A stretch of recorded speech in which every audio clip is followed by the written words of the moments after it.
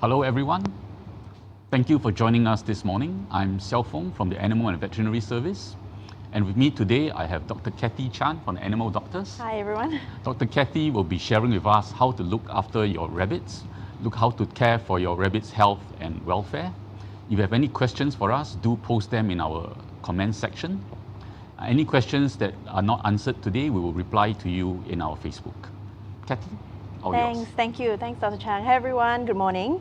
I'd like to thank everyone for this opportunity, especially NPAC's AVS, for bringing what we do as veterinarians over to everyone. It's World Veterinary Day today, coincidentally. It's a nice coincidence. So I'd like to wish all the vets out there a happy World Veterinary Day, and hopefully we can bring to you a little bit about what I do at the clinic. So I'm one of the principal veterinarians at the Animal Doctors. In Singapore, we've got 2 branches at Ang Mo Kio and Tiong Bahru. And we see a little bit different. We see quite a lot of rabbits in our day-to-day work.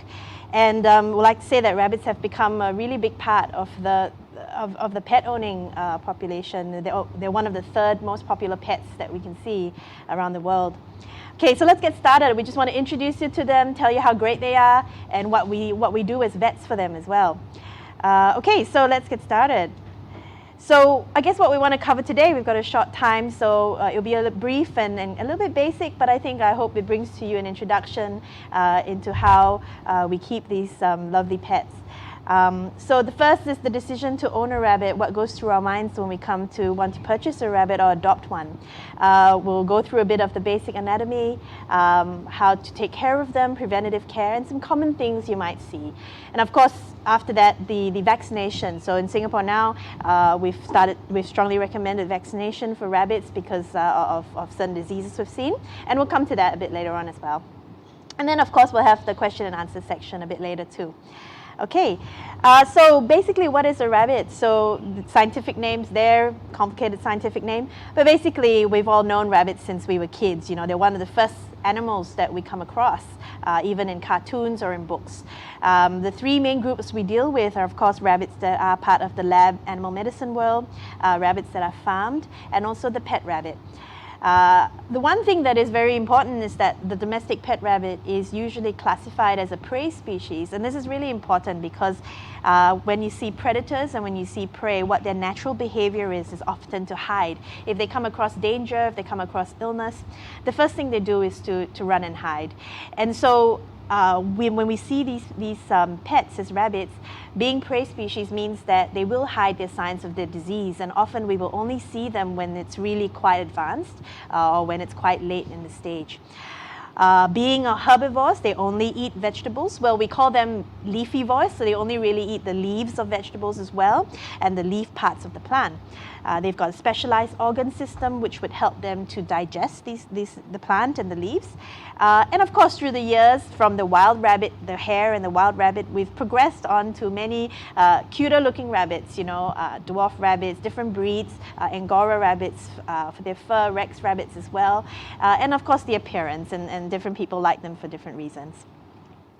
So the decision to be a bunny parent, and this is quite an important decision. Often we see that people make this decision quite rashly or quite quick. We have to understand that we're going to be parents of a pet that is a prey species, which means that they may very well be scared of us as well. The environment in the house has to be really bunny-proofed. For example, wires and things like that have to be hidden, covered up. And you know, when we bring a prey species into the house, we want them to also have environmental enrichment. If not, they're going to get really bored and you'll see a lot of behavior problems. The decision to whether they're going to be social animals, do we keep 1 or 2? And you know, whether or not keeping 2 will result in 40 or 50 rabbits in 3 months' time. Okay. We need to have the commitment as well to preventative health care, to vet care as well. Not just the financial commitment, but also the emotional commitment, because sometimes, as I said, they can present quite late in the disease process, and you know, not always, obviously dealing with medicine, you don't always get successful outcomes. And often we see a lot of young owners of rabbits, And the important thing is that they must always be pets to primarily the adults. The adults have to take the responsibility because young owners, they may appreciate the rabbit in the beginning, but a lot of things come up later on. And we'll go through a bit about that as well. And you'll see how it is important to prepare our youngsters as well if they want a rabbit and how to look after them. So we start off with feeding because the feeding of rabbits is very different to how we would feed dogs and cats, obviously. So as I mentioned before, they love leaves, so definitely vegetables are a big part of their diet. We'll go through a few pictures as well, just one about the digestive system, and you'll notice that there's something called a cecum, which is what we commonly call as the hindgut. So this is where a lot of the fermentation of the plant fiber happens, okay? And so there's really, we separate rabbits' digestive system into two: a simple digestive system where they eat stomach, intestines, and the poop comes out. And then you've got the second digestive system where a big portion of the fiber digestion happens. And so you will notice that when you own rabbits that you have two very different kinds of poop because it comes from two different intestinal systems. One, you would see normal round hard poop, and the other, you'll see soft poop like grapes. Now we talk a lot about poop when it comes to rabbits, so and that's because it's very important. It's a big sign of their disease if they're sick as well. So I'll show you some pictures in a bit. So we always look at pyramids when it comes to food pyramids, right? We've got it as humans as well. And the rabbit food pyramid is this way. The bottom of the pyramid is what you have to feed them the most, and that's our roughage, our fiber, and it's hay. And this is the main bulk of their diet. Around the middle of the pyramid, you get the leafy greens, which we like to feed them for fresh minerals and vitamins. And then the pellets, you'll notice, is quite on the top because you don't really have to feed them a lot of commercial rabbit pellets for a healthy diet. And right at the tip, which is very little, are treats. So things like you get people offering treats like even biscuits or bread, which is not very healthy. But you also need to give them, we also use things like blueberries, strawberries, fresh fruit as treats. Now there's so many choices. So when you go to a pet shop, you've got all these hay choices, right? Which one to pick? And rabbits can be quite picky with what they like. You know, if the same brand, the same batch, one is looking a little bit browner, you might not be able to tell that, but the rabbit certainly is going to be able to tell that it's different. So there's so many different types of hay. The rule of thumb is to always choose the grass hays and not so much the hays with grain in them because they often produce a lot of gas and cause a lot of disturbances. The other question is, do we feed alfalfa or timothy? So basically we divide the hay into alfalfa, which is for babies, growing and sick animals, or timothy hay, which is usually our maintenance hay. So those are our grass hays. Then it comes to our vegetables. So we're very lucky in Asia because we've got a lot of Asian greens, you know, our chai sim, our xiao bai cai. And in countries where there are not so many Asian green vegetables like that, it can be quite tricky to find a vegetable source that is suitable. So, you know, people always ask me, oh, do I feed organic or do I feed, you know, this non-organic? I guess the importance is to make sure the vegetables are properly washed, make sure there's no pesticides in them, they're soaked, they're washed, and before you give it to them. You can also use herbs as well, and we usually recommend 2 to 3 varieties in each meal. So the golden rules are if it's green and it's leafy, that's what you can feed. Anything that's not green, so purple spinach or something like that, or not leafy, so very hard vegetables like the broccoli itself, that's not what we want to feed. So remember, green and leafy. And then we come to the pellets. So this is coming towards the top of the pyramid. Why are grain mixes bad for rabbits? So we have to remember that rabbits are very different to other rodents. They're completely different species. So rodents take grain mixes quite well. It is part of their natural diet, but rabbits, this is not part of their diet. What happens when grain goes into the rabbit's intestinal system? It causes a lot of gastric bloat, it causes a lot of bloating, a lot of gas, and you get a rabbit that can get quite sick quite quickly. So the ideal pellet, which is on the right side of the screen, is derived from a single origin, something that has a good brand, and we're not sponsored by any brand. These are just the common brands we do see in Singapore that are considered quite a good quality, and it's coming from a reliable source as well. Now treats, we mentioned a little bit about that before, so we want to avoid a sudden large intake of simple sugar or carbohydrate treats, because what's going to happen is that sugar is going to, during the fermentation process, produce a lot of gas, and then the gas is going to make you feel really bloated, and you can imagine if you had a bloated abdomen, that's really quite painful and they can get quite sick. So things like berries, apples, fresh fruit, we generally agree with and recommend. Carrot, very small portion, not an entire carrot, of course.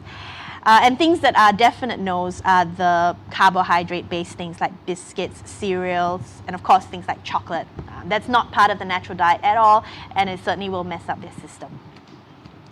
What you'll see about treats and what the pet shops or what people might advise you is that, you know, and these are examples that I have heard in practice, not things that I've made up. I've actually heard people say that to me, is that, you know, treats like that are good for training, or they'll make your rabbit love you more, or help them to grind their teeth down. It will help their digestion.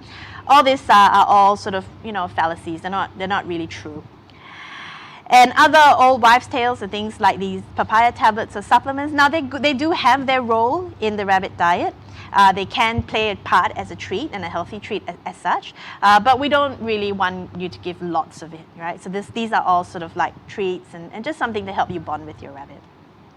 So the summary of the diet would be unlimited grass, hays all the time, fresh vegetables, 1 cup per kilo is a guideline, pellets as well, and treats. And the important thing is no sudden changes as well. Sudden changes are not great. So the diseases that we do see when we have rabbits that are on a poor diet, dental disease, kidney disease, metabolic bone disease, and kidney failure as well. So we do see a lot of these things happen too. Other things that are closely associated with diet, you get obesity as well. They're eating a lot of simple sugars or carbs. You get rabbits that are quite unhealthy. We don't see things like diabetes in rabbits so much, okay, not very common, but you definitely do see problems with obesity. Skin fold, you can get maggots as well that happen in the skin folds too. Now with rabbit housing, I mean, there's many different kinds of housing. And people that keep rabbits outdoors in hutches as well. In Singapore, of course, many of us do live in apartments, and so a lot of our rabbits are considered house rabbits, so they're rabbits that are kept indoors. So how do we find ways to enrich them? How do we find ways to keep them occupied and entertain them? So a lot of setups that are quite admirable. So we usually recommend it as a pen setup where these rabbits are allowed obviously to free roam in the house if you've already bunny proofed the house as well. You'll see the litter tray, you'll see mats so that they don't hurt their legs when they're on the tiled flooring. And also of course their food and their water as well. So ideal rabbit housing currently we would recommend for indoor rabbits and house rabbits would be something like that. If we don't have good housing, what can happen? Trauma. They can, if the house is not bunny proof, they can really hurt themselves. They can bite through wires, electrocute. They can fall, okay, and break their bones as well. They get bored and they start to get into trouble.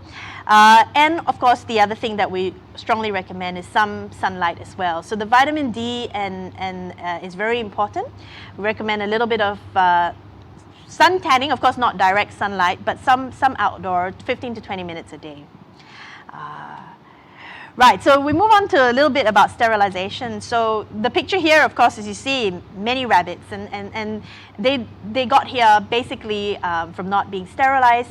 And within a couple of months, if you have a boy and girl rabbit, you could end up. Rabbits are prey species, so they reproduce with large litters, and they reproduce often. So every month, every 6 weeks, you could really have a new litter of bunnies.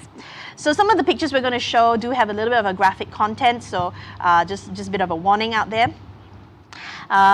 So some facts about sterilization. So uterine disease, we call it uterine disease as a broad term, can occur in about 80% of rabbits, from female rabbits specifically, from about the age of 3 years old. So we know this for a fact, and many reports have shown that sterilization actually prolongs the lifespan of your female rabbit from 3 to 5 years to about 8 to 10 years.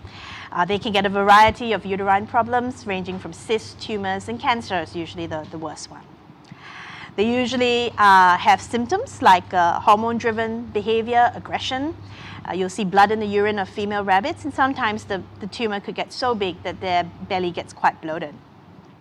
So some graphic pictures now, you can cover your eyes if you don't want to see this, but normal uterus, you'll notice lots of fat in there and really healthy tissue there. Non-cancerous, you get cysts just like humans and other animals do. You can get pus build up within the uterus as well. And you can get tumors as well. So sometimes these tumors can be emergencies. They might present with acute bleeding, and these rabbits might be actually bleeding internally, and we do have to take them to surgery. And often the outcomes are not great. So early sterilization is something that we would recommend. And what about the boys? So the boys, usually boys are done to control the behavior, because if you have a male rabbit in a house situation, they can get quite frustrated, and so you could end up with a lot of urine marking, territorial aggression. And some rabbits actually do attack their owners, and I have seen rabbits chase their owners, bite their ankles, and things like that. Later on in life, the testicles can become cancerous, form abscesses, and all this can really be removed from sterilization, castration. So some concerns that owners may have. Some owners may want to leave the rabbits in a natural state. Okay, we've heard this before, that there is anesthetic risk, there is post-operative care required, and what age the procedure should be done, and what happens to the ones that are really close together after the procedure, and the big sort of anesthesia risk. So usually, of course, your vets will advise you on all these things, but the main thing is the natural state of these rabbits is actually to be out there in the wild. So we've taken them in and brought them into a house situation where we're no longer really in a natural state anymore. So this is something we need to consider. So we're actually confining these rabbits. The anesthetic risk factors, again, further discussed with your vets again, but these can be really minimized with good veterinary care. So some of the other common things we see with rabbits, some common parasites. I'll run through this really quickly because we probably wouldn't want to discuss this so much in detail here. You got worms, pinworms, which are very common. So remember to get your rabbits dewormed or look through their poo for these little white structures. You can get parasitic skin disease. So often we see this with rabbits that have come from a large population, a breeding colony. So you get these scabby lesions. You get ear mites as well. So you'll see this, and the vet will be very quick to diagnose these things. Termites are extremely common in Singapore, and luckily these mites are not particularly bad. You just have to treat them and they're done. And you have lice as well with skin problems like that. The other group of symptoms we see, neurological signs, head tilts. These are the things that when you recognize them, bring them to the vet as soon as you can. Respiratory signs, so nasal discharge, flu, not so much influenza as it were, but rather we do see a lot of the Pasteurella bacteria in them. And one of the biggest things that we as vets see them for as well is dental disease. So this is really a big bulk of the problems that we see with rabbits. They usually present with not wanting to eat, they're drooling really badly, or they're really in quite a lot of pain. And this is a welfare issue as well, because if the rabbit has dental disease, you want to provide some relief as quick as you can. They are in quite a bit of pain. They don't show their pain signs because they're prey species, but it's something that the owners can look out for. So things like front teeth problems, so you see these dental overgrown front teeth, some may be born with it, or some might develop it, either they've bitten really hard through something and it's fractured, okay, and then you'll see this. So this one, the vets will definitely advise you what to do. They cause a lot of significant discomfort. And of course, rabbits have back teeth too, not forgetting that they've got at least 22 teeth at the back. So a lot of reasons to go wrong. They don't brush their teeth. So just like us, even though their teeth are continuously growing, when dental disease sets in, that stops and you end up with teeth that can get rotten quite quickly. So we can show you a little bit about that if we have some time later. You can get dental abscesses or infections. So if you notice a lump on your rabbit's mouth or facial structure, then that's something that you need to bring your rabbit to the vet for as well. So some other things we see, some emergencies. We'll just run through three things really quickly. Gastric bloat, so I mentioned just now about feeding treats and bloated abdomen, so they're emergencies. Trauma, a lot of people drop rabbits because they think that rabbits are good to hold, and if they got scared or suddenly frightened, then they could quite easily be dropped and suffer quite a significant trauma to their bones and dislocations. And finally, diarrhea. So diarrhea in a rabbit is always considered as an emergency, not so much for dogs, cats, or humans, but with rabbits, and any diarrhea or any liquid poop is always seen as an emergency. So some of the preventative care that we like to talk about: good diet, sunlight and fresh air, same thing for keeping everything healthy, some social interaction, playtime, bunny proofing the house, reducing stress, sterilization for longer lifespan in females, quarantine control, and owner preparedness, so understanding what you need to start your journey as a rabbit owner, not just the finances, but understanding the nature of the rabbit. And of course, the other thing is to avoid purchasing or buying rabbits when they're really, really young, when they should really still be with their mum. So we're coming to the end of it, and I guess the main thing is these are exotic diseases that we do see, and we hope that it never reaches Singapore shores. But last year, sometime in September 2020, we did have the first few cases of Calicivirus reported in rabbits, and that started the process.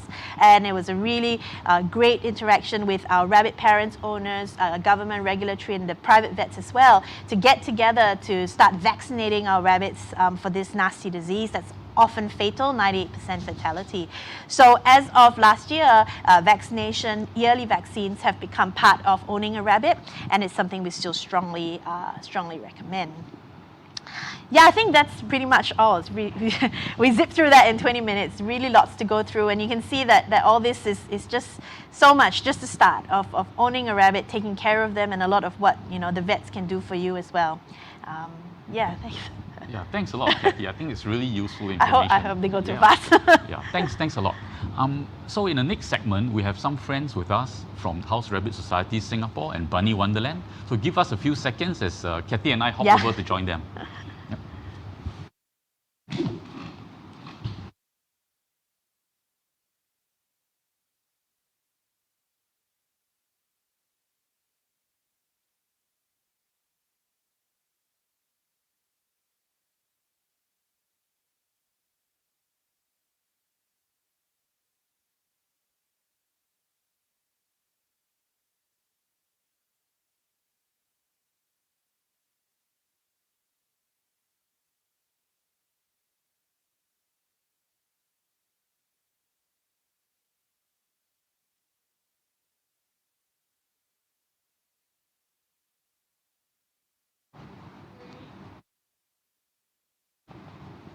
Hello everybody, welcome back, and I'd like to introduce you to Meifang from House Rabbit Society Singapore. Hi, thank you, Dr. Chang. Hi, I'm Meifang from House Rabbit Society Singapore, HRSS. I'm a volunteer. So for HRSS, we are a bunny rescue group that rescue and rehome abandoned rabbits. So with me today, actually we have a rabbit that I'm fostering right now. It's called Pippin. Later, I think you all will see her. Yeah. Thanks a lot. And also we have Lynne and Stella from Bunny Wonderland. Hi, I'm Lynne, and this is Stella. We're both from Bunny Wonderland, Singapore. We've been around in Singapore since 2013, and the three main things that we focus on is rescuing, adoption, as well as education. So thank you so much for having us here today. We brought two rabbits from Bunny Wonderland. One of them is with Dr. Chan. Her name is Pan Pan, short for Panda, because she does look like one. And then we also have Chin Chin. Chin Chin is hiding in the little hideout over there. So these two rabbits were rescued by us. They are now under our care. So thanks for having us. Yeah, Cathy, would you like to show us how? Yeah, I guess part of it was to sort of show what vets do when we see a rabbit for a consultation. We do, I think, try to push for yearly health checks for rabbits, and this is probably what we want to do to make sure that nothing's being missed at home. As I said, they hide their disease very well, so having someone there to sort of have a look and see whether things are going well. So of course, the first thing we do, and the thing is I like to do some of these consults on the floor as well, especially when we're seeing the rabbit for the first time, because obviously if we do it on a table, they could really easily hop off the table, right, and have a fall.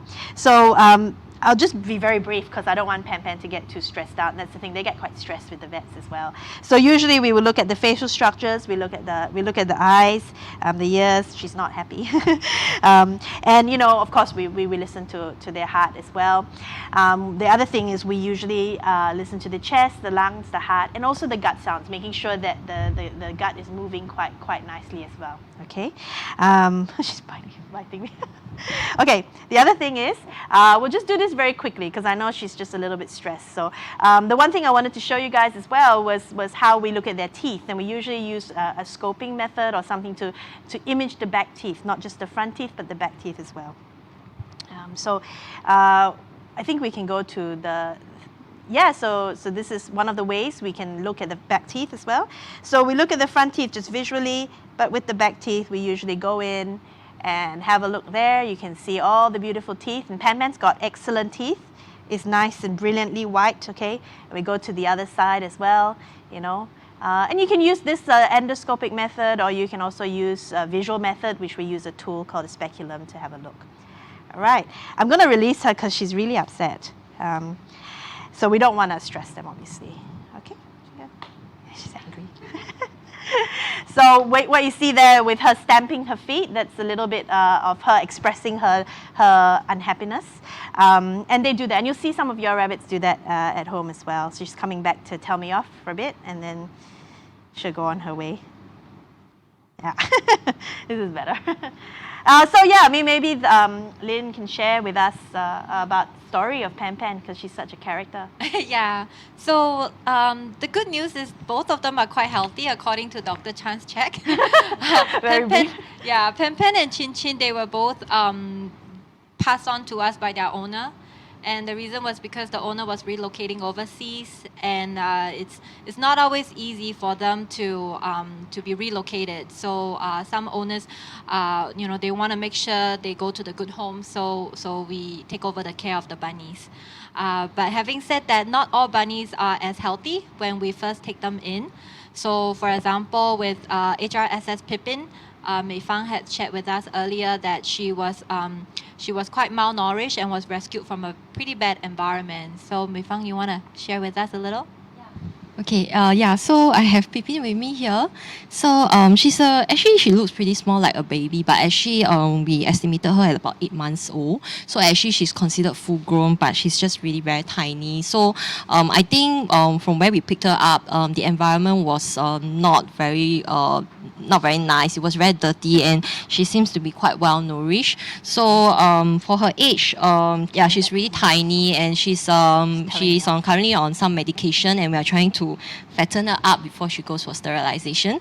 So for her case, what happens, like just now what Dr. Cathy touched on, is that rabbits do breed very, very fast. So for Pippin, she came from accidental breeding. So the previous owner had a male and female, and then they breed. And I think there were a few bunnies, but Pippin was the sole survivor. So I think, so it's really very, very important to sterilize the rabbits if you have one. Yep.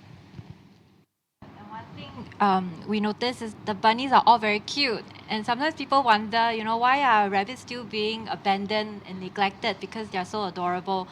And one very common thing we realize as rescuers is the novelty does wear out pretty fast. When you see them at pet shops, or when someone breeds them as babies, they're really tiny, fit on your palm. But within just a few months, they can grow. And when they start growing bigger, they no longer fit in the cage. And then you notice that they actually pee and poo like a living being. And that's when you realize, it's a lot more work. And the fact that they don't live just for a few months, they actually can live for 10, 12 years. That makes it even a longer commitment. And I think that's when people realize that I'm not ready to have a pet to settle down with. And hence, the rescue groups like House Rabbit Society Singapore and Bunny Wonderland are kept so busy because of that. Yeah.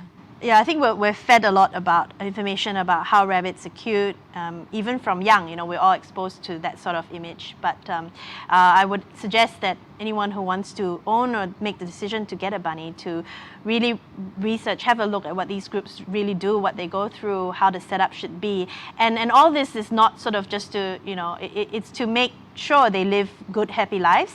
And it's tricky with welfare of rabbits, because they we know that animals can't speak, obviously, but with rabbits, they even hide their signs. So a rabbit could be unhappy or in pain for a long time, and all these things that's done, like the healthy diet and all this, all helps to get them healthy and live long lives. It's actually quite a big commitment, I think, and often the question is it a good first pet to have?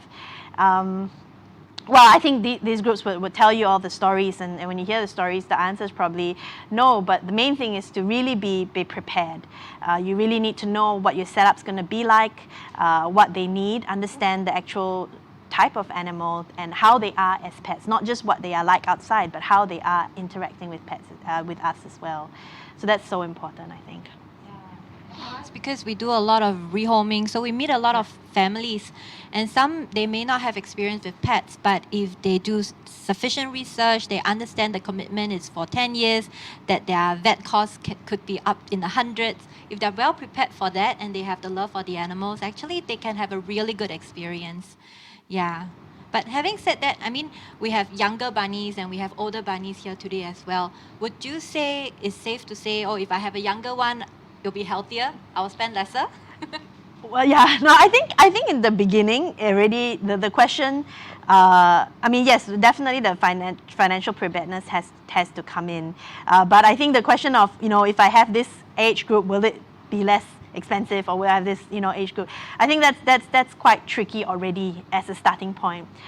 So the question you should really ask is, am I financially prepared to be able to get this pet, regardless of what age, you know, and to take them through all these things that is needed to keep them healthy. Sterilization is obviously a cost, but it's something that really needs to happen, as we've shown you before. But you know, the thing is that their needs are different. Yeah, their needs are very, very different when they're young and when they're older as well. So if you get an older rabbit, the sterilization likely would have already been done for you, and you know that is one. That's a good thing as well. You don't want to maybe have to worry about the anesthetic, worry about the aftercare. So I think it's what's right for you at that moment. You know, what your family structure is like, what you can provide, and if you start off at that high level, then I think you'll be good. Pitch in for folks doing adoptions as well, because for us rescuers, we are very concerned with the welfare of the animals. So the first thing we do whenever we take in an animal is truly to bring it to the vet, get someone good like Dr. Chan to do a thorough check, make sure we understand how healthy that pet is, and then we move on to sterilize it, treat it, and make it ready for a better home. Because because as a rescue group, we really are more concerned with the health rather than you know, how much money you're going to give me for this pet, and you know, because it's truly about their welfare for their lifespan. So hence, I think a lot of folks who genuinely loves animals, and when they go out to acquire one, they will be more interested to adopt rather than purchase. Hopefully that gets across. Maybe just to add on, for Bunny Wonderland and HRSS, right, we do have an adoption process in place. So I think a lot of people probably think that, oh, it's a good idea to adopt, then probably I'll just come over and grab a rabbit. But for us, we don't just do that. We really, like what Lynne and Dr. Cathy said, that there's actually a lot of research that needs to be done. So for us, we actually help you out. We actually try to we'll talk to all the potential adopters first. We'll actually go through, you know, what does it take? What does it really involve in taking care of rabbit, and making you understand what is the commitment like. So from there, then we will of course talk to you and try to understand like your family needs, and we will of course also recommend the suitable rabbit that may actually match your family lifestyle and things like that. So yeah, so I think at the end of the day, research is really very important. I mean, be it you know, if you want to adopt, or even let's say you are thinking of getting a rabbit, do just talk to any one of us, and we will be very, very glad to share with you on rabbit care. Yeah. And in fact, I find that all our bunnies are quite unique. Like they are cute. Cute is just a general term, but depending on the different age group, depending on their personalities, they are all very unique. So when we go about doing rehoming, finding a good family, we also looked at how the family is going to be involved in the care of the bunny. If this is a young, happy, healthy bunny that is very active, of course, we want a family that has the time to spend with them, able to provide them with the environment they need to thrive. And similarly, if the animal is very timid, very shy, they may not do well in a very big family with very young children, because the energy level is just totally different. So for us, when we go about finding the right family, it's like matchmaking. And again, the welfare of the bunny is always our priority. We want them to be happy. Yeah. And of course, as rescuers, we are always happy if we don't have bunnies to rehome, but we do have to be strict just to be careful, because we don't want the bunnies to lose another home because they already lost theirs. Yeah. I think the biggest reasons people give up their rabbits would be, well, one, that they've suddenly had a large numbers, from uncontrolled breathing. 2, allergies, right? We often hear that a lot, that I've got a rabbit and then now someone in the house is allergic to it. That's the other one we see give up. I guess the worst part when we talk always about rabbit welfare is not just that you might not find the groups to help you change owners, and sometimes yes, you do have reasons that you want to give up, and I think it's important for that responsibility to follow through, find someone who can help you make sure the welfare of the rabbits in check. Rather, it's very easy to put rabbits aside, and small rodents and rabbits, to just put them aside in the corner because they don't make any noise, and just keep them in a corner and throw food at them. I think that's another sad side that we see too much of, I think. Yeah. In fact, rabbits are a very sociable animal, and I think there's from the Q&A there was a question about bonding rabbits. So we do encourage people to have more than one if they have the space, they have the capacity to take care. It's not difficult to bond a bunny, but you have to be aware of the interaction between bunnies. Firstly, if they are not sterilized, their intent will truly be to breed. So especially if you have a boy and a girl, that's when the infinite loop of reproduction happens and you go from 2 to 20 to 50. So it is important for you to sterilize the bunnies first. And then the other consideration is how the personalities of the 2 bunny fits. We typically recommend a female and a male that are both sterilized, because somehow their bond is quite organic. They go into like a cute little marriage, and it takes about a few weeks to months to bond, but eventually it can happen. 2 boys, if they're quite chill, they are also quite good companions. So I think that there is a hierarchy to it whereby they need to establish who's the alpha, and once that's established, they typically can live harmoniously. Just like Pan Pan and Chin Chin, they're 2 girls, but they're living peacefully together. So it is very possible to keep them sociable in a domesticated setting. Thanks a lot for sharing that. And we're getting quite a lot of questions from our comment section. So one of them is on the screen from Benedict. People often associate rabbits' diets with root vegetables and carrots. However, you said that actually they eat foliage. So what effects will feeding them with carrots or other root vegetables have on them? So Cathy, you want to have an attempt at this? Yeah, I mean, well, carrots and root vegetables are storage vegetables, right? They're basically storing, and they're storing energy as starch and carbohydrates. So we know for a fact that with hindgut fermenters, which is what rabbits are typically classified as, where they have that really big cecum, which we saw before, this is where fermentation happens. And if you have a high sugar or carbohydrate or starch vegetable in there, the fermentation process, as we know, produces a lot of gas. And you can actually have what we call bloat, where the gas can't move. So rabbits don't vomit, they can't burp as well. So what then happens is this gas is trapped there. So basically it feels like if you were bloated, if you know it's painful, it feels terrible, and not just that, but because the bloat happens within the fermentation site where there's a lot of bacteria, good bacteria that can become bad as well. Bacteria will very quickly start to multiply, and you can end up with a rabbit that gets quite sick from a systemic bacteria infection. So we see this quite often actually, and very often you'll hear the rabbit may have gotten into a batch of carrots, or you may have inadvertently fed a whole carrot instead of a small piece. And that's when we see them in the vet clinic really sick. And it does take a lot of work to get them out of it, to try and reverse that process. Yeah. So foliage, so green leaf is actually their real diet. I think I'll just be the model today. Yeah. Thank you so much for preparing the vegetable platter for the bunnies. So here are some cilantro. I think cilantro is very good for the bunnies. Yeah. It smells really nice. And xiao bai cai, which easily can get from most grocery stores. And then lettuce, romaine lettuce. Yeah. So, yes. So these are the typical greens that we feed to our bunnies, even in our foster homes. So lettuce, xiao bai cai, cilantro. Yeah, thanks a lot for sharing that. Next, we have a question from Suvyan Lee. And the question is, my bunny drools a little sometimes. Is that quite uncommon? Should this be a concern? Yeah, so the drooling, what sounds as quite uncommon if it happens, sometimes that can be a little bit of a behavioral thing. Sometimes when we see them quite relaxed, they do drool a little bit. I think we're all guilty of that as well. But yes, no, I did mention that dental disease, drooling is one of the things. So definitely if you have persistent drooling, wet chin, fur loss on the chin, and you sometimes notice that the rabbit may have some difficulty eating the hay or the stemmy vegetables, or even vegetables. So you'll see them with a grimace on their face as they're trying to eat, coupled with the drool and a persistent drool, and of course your appetite you will see. And if you know your rabbit quite well, you'll know that they eat a lot, and the moment you start to see that drop plus drooling and it's persistent, that's when I would definitely bring the rabbit in. But yes, a little bit of drool, depending on the situation, completely at rest and super happy and sleeping, I think that's quite okay. I don't know, do you guys see rabbits drooling? They do, right? They Yeah, do, I and see some that. of them is also their own eating habit. Yeah.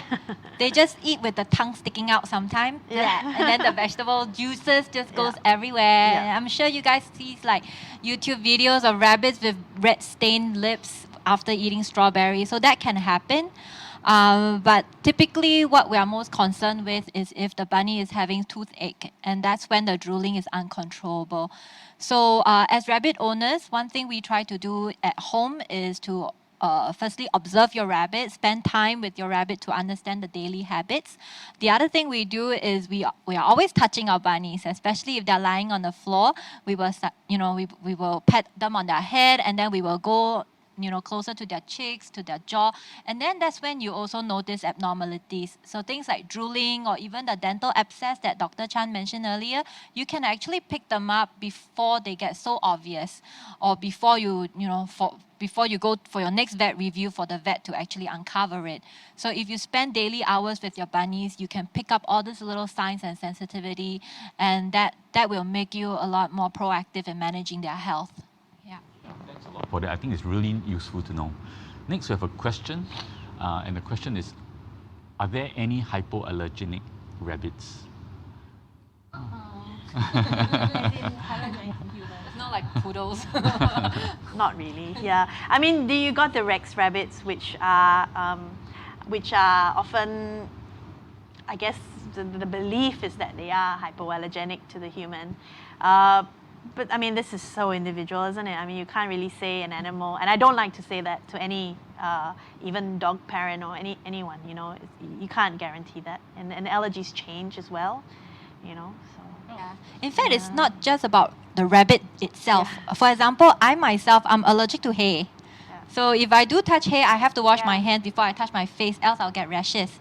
And the founder of Bunny Wonderland, Jackie, herself is allergic to mites. Yeah. And you might think only dirty animals have mites, but no, healthy bunnies can have mites because we are always out and about in the community, interacting with other animals, other humans with animals, and we bring them home. So things like this could also cause allergy reaction.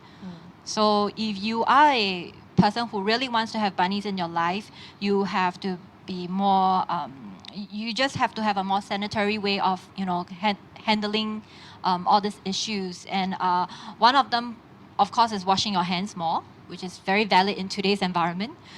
The other one is to make sure your bunny gets vaccination for mites, which is actually just a little drop on their shoulder once every so often.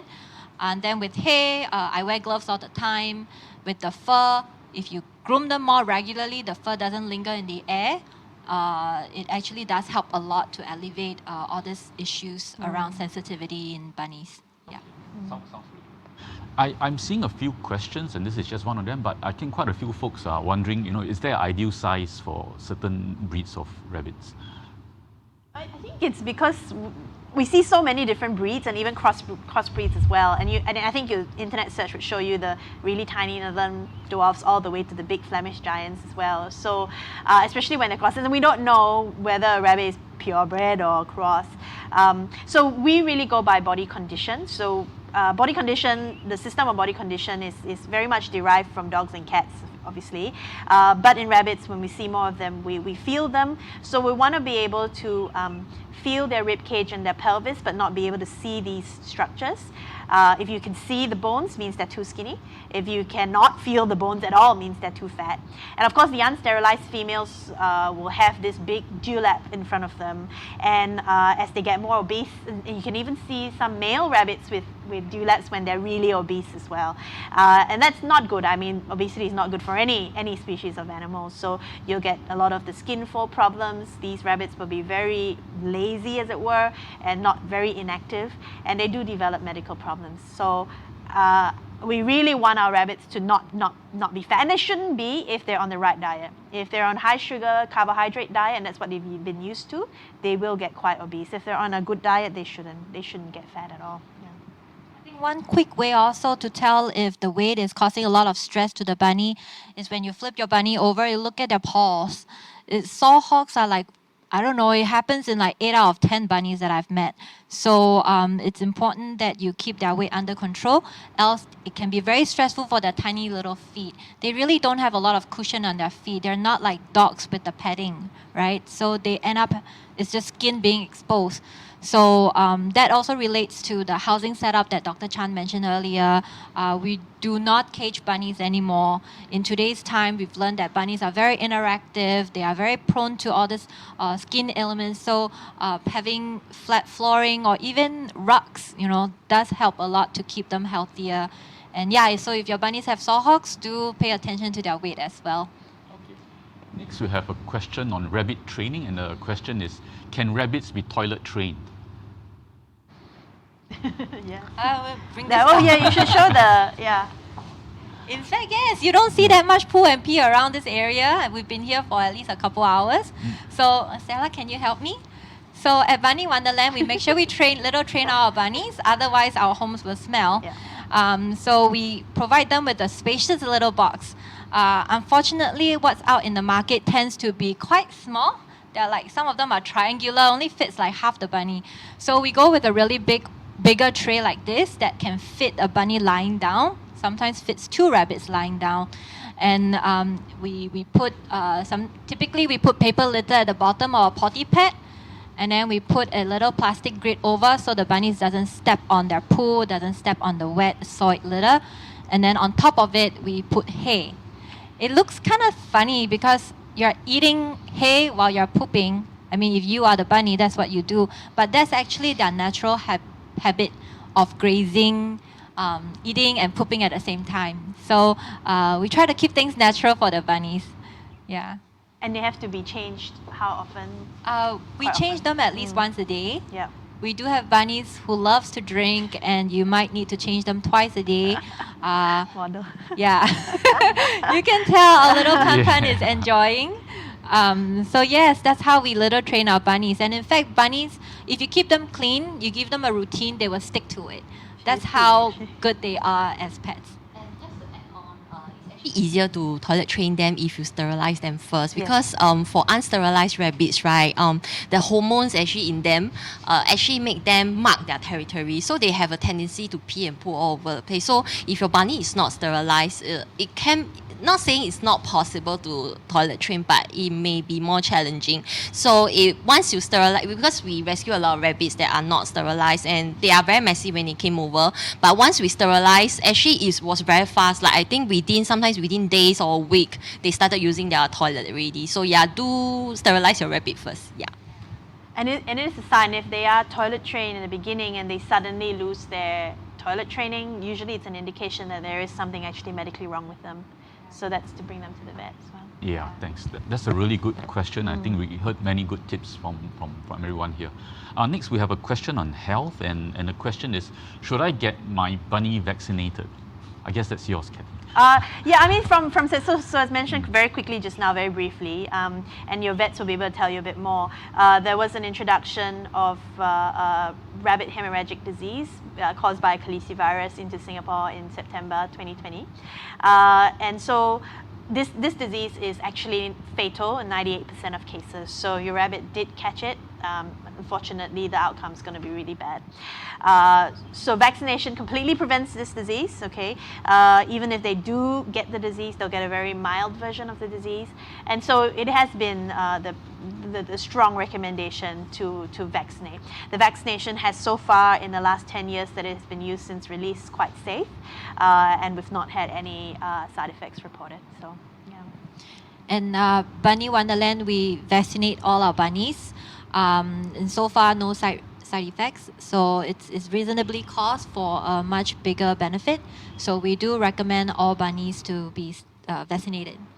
The question we always get is, I keep my rabbit indoors completely. Do I even need the vaccination? So the thing to remember is that when this disease was first uncovered, these rabbits were kept as house rabbits, and you know, it was during the whole sort of COVID lockdown period. So you know, people really weren't bringing their rabbits anywhere, but yet it still managed to come in. And unfortunately, the origins is still unknown. So until we know more, it's still recommended to vaccinate.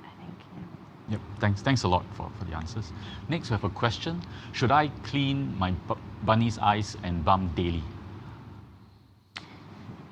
Well, thankfully they do it themselves. Yeah. Our bunnies most love of them do. to stay clean. Yeah. So Yeah. you'll always find them Grooming.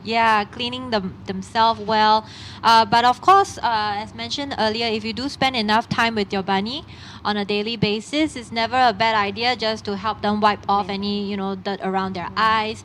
Just monitor it. You know, sometimes I do flip up my bunny's eyes just to make sure they're all pretty and white and alert.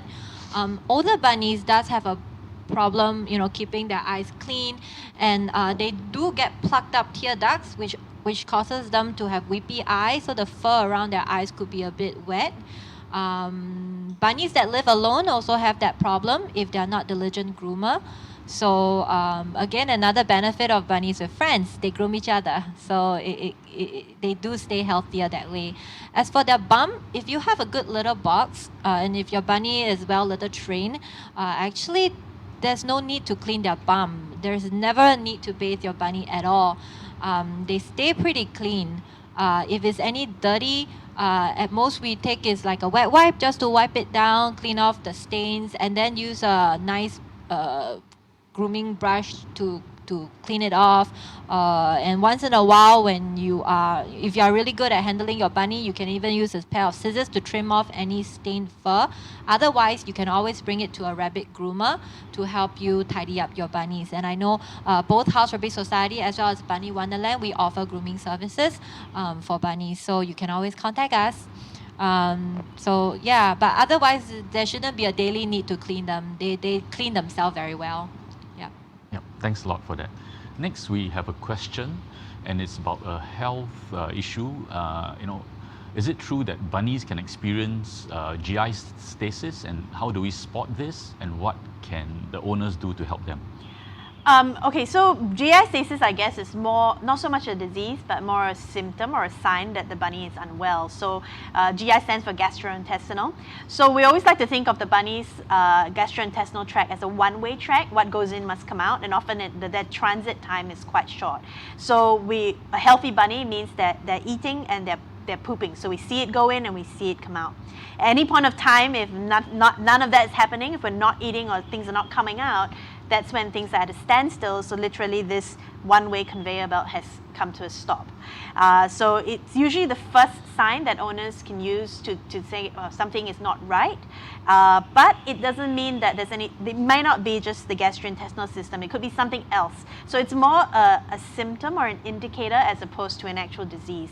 So 80 to 90% of rabbits that come to us for being sick first present as not eating or having less poo. So how do you spot it? Well, really, as Lynne said, just really paying attention to your bunny, the daily ins and outs. And what can you do to help them? So the fiber diet is really important. That hay, the ad libitum hay, that means they're fed hay at all times, and also high fiber, the vegetables as well. So this helps to prevent, really. But I mean, it's not something you really prevent. We see it more now as a symptom of something being wrong. Yep, thanks a lot for that. And we have an interesting question. It's, can I leash my bunny? Your favorite? This is my favorite. We typically don't leash our bunny. I mean, if you want to leash it, I assume it's because you want to bring your bunny outdoor. So one of the first few slides, as Dr. Chan shared, was rabbits are prey animal. And imagine you're the prey animal and this whole world are predators. I don't want to be outside. I want to be in my own comfortable little place where I can feel safe and secure. So for a bunny to be brought out, it's actually more traumatizing than you think. A lot of times I've heard of owners that say, I brought my bunny out, but it's not moving. It's just sitting there, staying still. And it's truly because the bunnies don't want to move. They just don't really enjoy it as much. In fact, if you have an indoor setting like this, the bunnies are a lot happier roaming around. They get their food nearby. They know what to expect. There's no thunderstorm. There's no scary barking dogs or crazy honking cars. So hence, we don't encourage bunnies to be out. And hence, we don't need the bunnies to be leashed because they don't need to be out. Yeah. Okay, and also slightly related question is, can bunny live without a cage?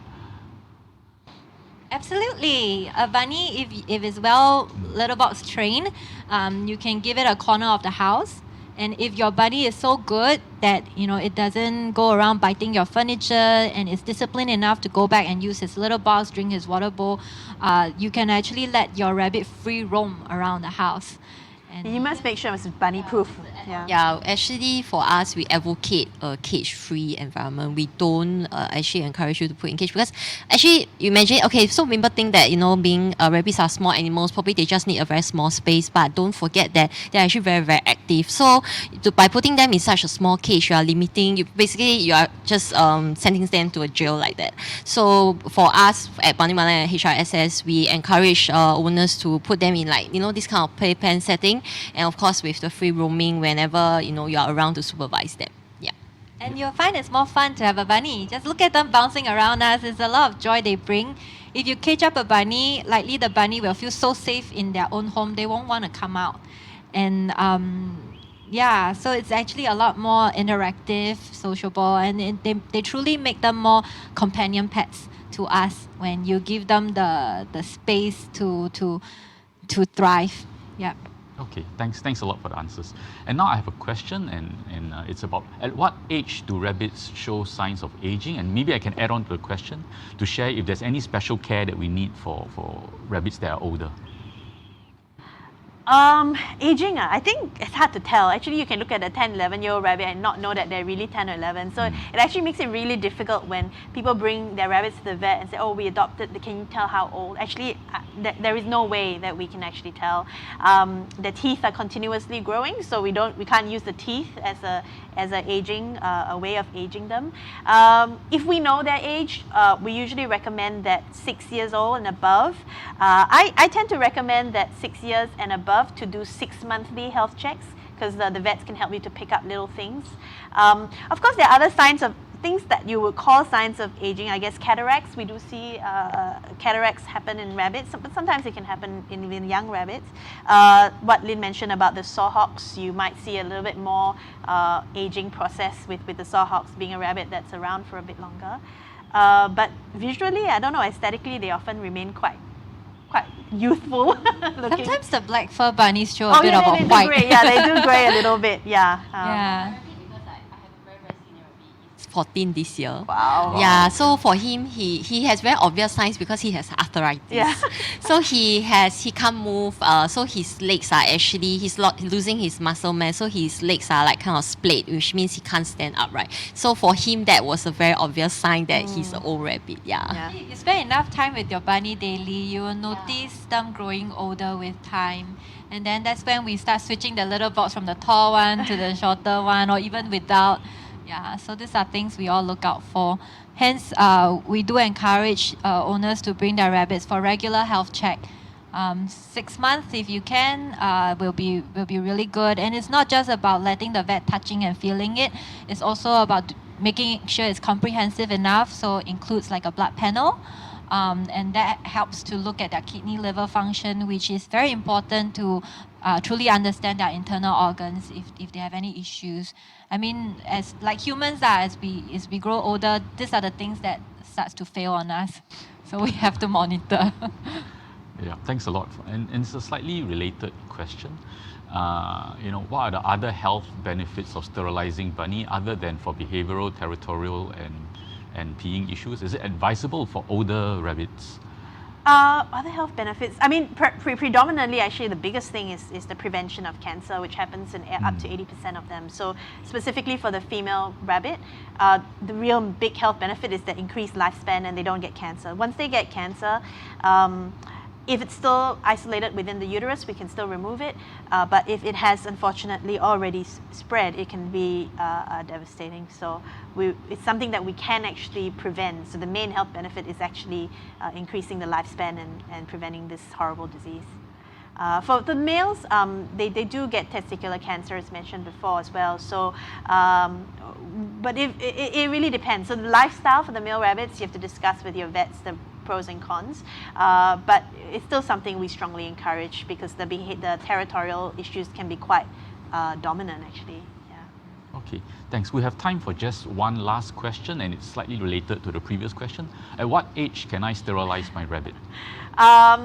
Well, we usually recommend for the males, and also again depends on the lifestyle. If you're really trying to prevent breeding, you've got a breeding pair, then of course the earlier the better. And usually we can do the males. The male procedure is a little bit less invasive, so we often recommend that the males be done first.